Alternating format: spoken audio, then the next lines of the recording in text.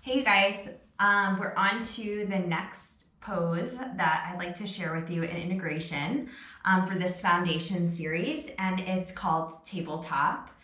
And in tabletop, you're on all fours, and you can do a lot of variations with tabletop. So I'm going to share a few of the more popular ones. And then, as usual, if you have any other ones that you'd like to share that I haven't heard of or that you love, you can share them in the comments below the video. So we're going to get started with our hands underneath our shoulders and our hips stacked over our knees. So for your toes, you can tuck them under or you can press down through the tops of your feet. It really just depends. I like to tuck mine under so I can get a bonus stretch at the bottom of my feet. And really what's important here in tabletop is neutralizing your pelvis. And to do that, you can pull your belly button up and in towards your spine. That's gonna activate your lower abdominals, and it's gonna give your pelvis an opportunity to pull slightly in and up so that your bowl isn't spilling forward in your pelvis or tipping back. So here from neutral tabletop, a lot of times you'll hear, let's do cat-cows to warm up the spine. So what that means is coming in through an anterior and posterior tuck in your pelvis and in your spine. So from neutral, cow pose is on an inhale, and you drop your belly, and you'll see that I have a cheerleader butt here, and I'm dropping my pelvis to the floor so that the water will spill down if there's water in my pelvis bowl. And I like to tuck my toes under for cow and then use my hands to press down into the mat and pull my shoulder blades down my back, because that helps to open up the collarbones, to integrate your muscles around your thoracic spine, and to open up across your chest. This is cow pose, inhale. And then from here, cat pose is an exhale. And so you'll press down through your hands, and then you'll see I'm slowly arching my spine to the sky. I'm pulling my belly button up and in, looking in towards my belly button. And a lot of times I like to change my foot orientation and press through the tops of my feet for this one. It feels better. So again, inhale, cow pose, dropping the belly, pulling the shoulder blades down the back.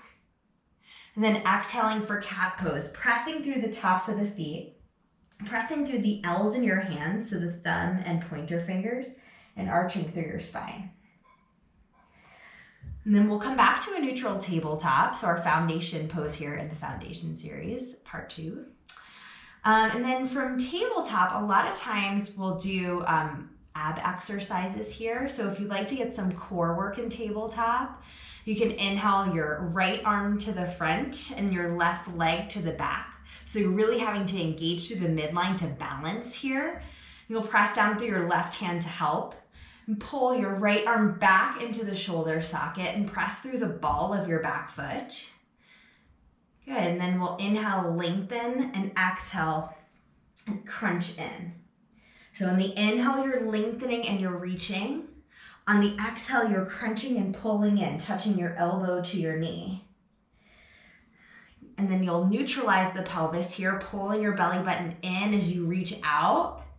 And then as you exhale, you'll round and curl like that cat back that we just did as you tuck your elbow to your knee. And then we can come back to a neutral tabletop position here and do it on the other side. And you can choose to have your back toes tucked under or pressed down, whatever is better for your stability. But your core is really what's going to help to engage your stability here in your foundation. And your gaze. So your gaze, your drishti, is important to help you get rooted. So look a few inches in front of your mat. Inhale, and then exhale, tuck it in, cat back. Inhale to lengthen. Exhale, round and curl, knee to elbow. And inhale to lengthen. The thumb is pointing up towards the sky on that front hand. You can flex or point the back toes, you choose. And then exhale, round and curl. Okay, and then neutral tabletop.